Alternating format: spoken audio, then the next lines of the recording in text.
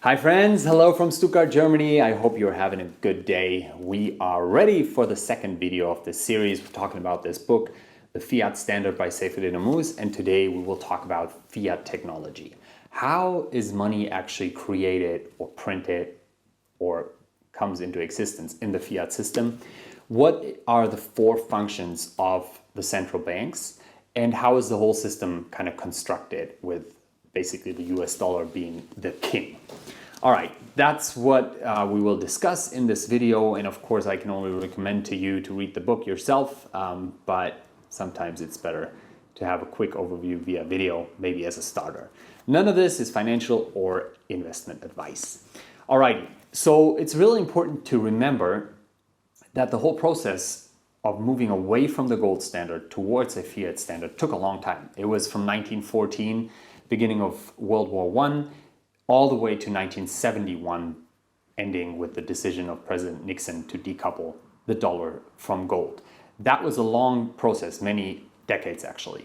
And the interesting thing about this process is that it wasn't a well thought through engineering invention to finally move to a fiat standard.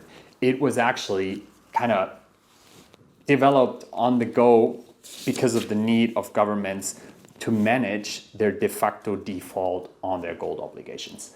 This whole system came about because governments failed to hold true to their gold obligations, and they didn't want to default. Yeah, that's really important to remember. And so the idea was never that this system should be the most user-friendly. It should consider all the different aspects of, okay, what happens if we manipulate the money supply? What happens if we change interest rate? What happens if we do central planning? What about free market? All those kind of questions. They never went into the design of the system. Actually, it was never really designed. It just came about like pretty chaotically. And so right now we're running on a very, very badly designed monetary system. Compare that to Bitcoin, where actually over decades, people thought about this, thousands and thousands of hours, different groups, cypherpunks, and then finally Satoshi Nakamoto in 2008 when he released the protocol. So the idea about Bitcoin as electronic cash, as it says in the white paper, is very well thought through and engineered in a way to make sure that it works as a monetary system and as a lot of other things as well. But that's from the get-go a very big difference between those different standards, the Bitcoin standard and the fiat standard, that you have to understand. You can't just kind of come up with something and hope that it works for the whole wide world. It needs to be tested, experimented. There needs to be feedback. And all this happened with Bitcoin, and all this did not happen with the fiat standard. All right, enough said. So how in the fiat standard is money actually created? Well, it's not created through printing, as we often say, governments print money. It's actually created through lending. There are entities that are allowed by the government to lend money. And those entities, mostly banks, they treat the future promise of payment as if it were as good as present money. That's really important. Saifedean Ammous writes that. The fundamental engineering feature of the fiat system is that it treats future promises of payment of money as if they were as good as present money, so long as they are issued by the government or an entity guaranteed a lending license by the government. So this all relies on promises. You have to trust. That's a very, very important piece, that this whole system is only working because it is backed by the government, and you have to trust that the government can kind of enforce all the things that they promise they will enforce. And in Bitcoin, that's very different. It is a trustless system. The slogan is, don't trust, verify. It doesn't require you to trust any promises by anyone, because the whole history has shown that that doesn't really work, because greed and the need for power is just too big in the long run, at least. You might get 5 good years, but then someone else gets into office and the whole thing looks very different. Okay, so with fiat, government credit, as Saifedean Ammous writes, allows non-existent tokens, so money, from the future to be brought to life to settle transactions in the present. The fiat network creates more tokens every time a government licensed entity makes a loan in the local fiat token. Why is that? Well, because, think about it, if a client takes out a $1 million loan to buy a house, the lending bank does not take a pre-existing mature 1 million present in its cash reserve or from a depositor's balance at the bank. They don't need to have that value present. It's enough in a fractional reserve banking that they say, well, the central bank, they back us. They guarantee that if there is a default, we're going to be fine. But so in the moment that they give out the $1 million of loan to the person without having that money in their own cash reserves and without the person borrowing the money having it saved up, in that moment new money is created. And it's basically mostly created digitally on the ledger. So in that moment, there is all of a sudden an increase in money supply. So who is actually now taking on that risk of the person taking out that $1 million loan? Well, everyone who holds that currency, right? How? Well, the risk is externalized, and by increasing the money supply, everyone pays for that risk premium by your token, by the token you're holding being devalued a bit. So we're all kind of paying for that system basically through inflation. So very important here, it is a process of lending that creates money, and I really like the sentence. He's saying blurring the line between money and credit makes measuring the money supply practically impossible. But what I think is really a cool term is blurring the line between money and credit. That's very, very important. We're basically, when we talk about money, we're constantly talking about credit. It's a future promise of payment. It's not actually presently there. That's a very important feature of the system we find ourselves currently in. Okay, so now the new fiat tokens created to allow this transaction place the risk of the buyer defaulting on all holders of the currency. That's how the system is set up. In the next chapter, you will see we'll get more into the whole lending thing and how it works and all that. But for right now, that should be enough. And I think it should be enough food for thought to actually think about, okay, every time a entity that is licensed to lend, when they do that, when they give out a loan and they don't have that money is newly created on the ledger. And there's actually a really cool little skit by Jerome Powell, the chairman of the Federal Reserve of the United States. And I think it's a 60-minute interview, TV show in the States. And he says exactly that. The guy asks him, so how is money created? And he just says, well, it's just created digitally by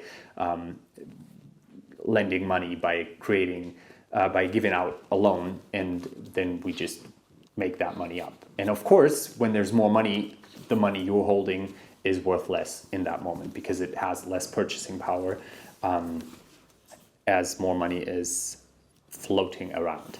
All right, so next point. Network topography. How is this whole network set up? How does it work?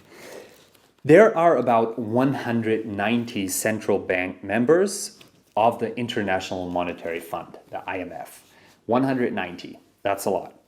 And they are part of this whole thing, but it's not really voluntary, as Saifedean Ammous writes. It's he says it's a mandatory malware, and as everyone must pay their taxes in their local fiat coin, every human on earth is basically assigned to a regional node, to a regional bank involuntarily. You don't choose that. It's not a free market that makes this thing kind of work as it was with Bitcoin, as it still is with Bitcoin. There's no CEO, there's no marketing campaign around Bitcoin. It's just free market, people value it because they realize it's valuable. With the fiat system, it's very different. You have to pay your taxes, and otherwise, if you don't, you're going to get into physical arrest, imprisonment, and even murder, as he writes. All right. So now there's different layers, of course. There's individual banks, they handle transfer between their clients on their own balance sheets. Then there's national central banks overseeing clearance and settlement between banks in their jurisdictions. And then there's also international central banks that oversee payments on the SWIFT network. So there's three layers basically: your individual bank, your regional bank, your national central bank, and then there's bigger central banks that oversee the international stuff. But then basically on that third layer, that is almost equal with the United States Federal Reserve. They are the only one full node that has the power to decide whatever they want to. He writes, the fiat network utilizes a highly efficient, centralized ledger technology with only one full node required to validate and decide the full record of transaction balances. That entity is the United States Federal Reserve. Why is that? Because of the US dollar being the main reserve currency of every central bank in the world, and so therefore they have that power. The Fed, as it's called, Federal Reserve, the Fed, rules unilaterally over the SWIFT payments network. The SWIFT payment network is the way of internationally transacting, and they can prevent entire nations from joining it. He has written this before the whole invasion of Ukraine, so we have seen that live now, what happens when a whole nation is just basically excluded from that network. Okay, so now he writes that the fiat network's base layer operates using a native token of debt denominated in US dollars. And so every currency but the US dollar is merely a second layer token, a derivative of the dollar. That's very important. The dollar is the base layer and everything else is kind of derivative of the dollar. And the value of the dollar, so the currency that you're dealing with, in my case the euro, is basically the value of the dollar with a discount equivalent to the country risk. I like that. That's a really smart idea, to think about the value of a currency, whether it's the Turkish lira or it's the Swiss franc or it's the euro. It is the value of the dollar with a discount equivalent to the country risk. And that can be very high or very low, depending on your current politics. So the whole thing is very centralized. It's very monopolized, as you can tell. So then where do we go on?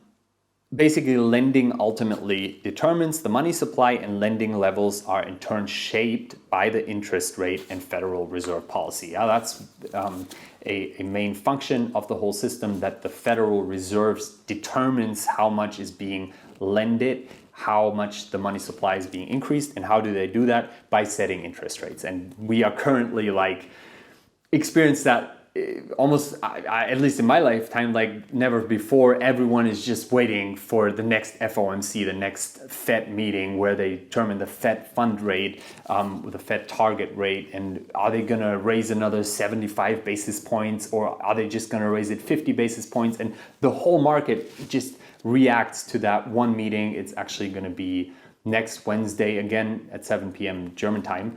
And on that time, like to the second, the whole market moves crazy up, crazy down, whatever the chairman says in the press conference. So basically a single entity, it's a bunch of people together deciding on that rate, determines the whole market. So you can see this is very centralized and there's not a lot of free market going on. It's central planning, basically. They determine what is a good interest rate. Should we raise it in order to decrease the money supply, or should we lower it in order to increase economic stimulus? And the history shows that it's very hard to centrally plan a worldwide monetary system. The central banks themselves have 4 different functions. They are backing the local currency, they are settling international trade, they are backing all bank deposits, and they are buying government bonds to finance government spending. Those are the 4 functions of each central bank. So all of those functions are a monopoly on providing the domestic fiat coin. No one else is allowed to do that, right? And a monopoly on clearing international payments, a monopoly authority over licensing and regulating domestic banks, and a monopoly on lending to its respective national government by buying its bonds. Those are the 4 functions, and then he goes into that a bit more in depth, and it becomes very clear that all fiat currencies that exist are issued by central banks that hold gold in reserve, or by central banks that hold currencies in their reserves issued by central banks that hold gold. And so, because for most countries, all central banks back their currencies with international reserve currencies they cannot print, and that is for most countries the US dollar. So, and for the US it's gold. So at the end of the third fiscal quarter of 2020, the dollar constituted around 51% of global reserves. That is actually quite an interesting part, that of course there needs to be some backing. Governments cannot just say, well, you have no form of money has ever emerged purely through government fiat. There is some gold involved, but at the end of the day, it all comes back to trusting the United States that the dollar is somehow backed by enough gold or by enough economic power.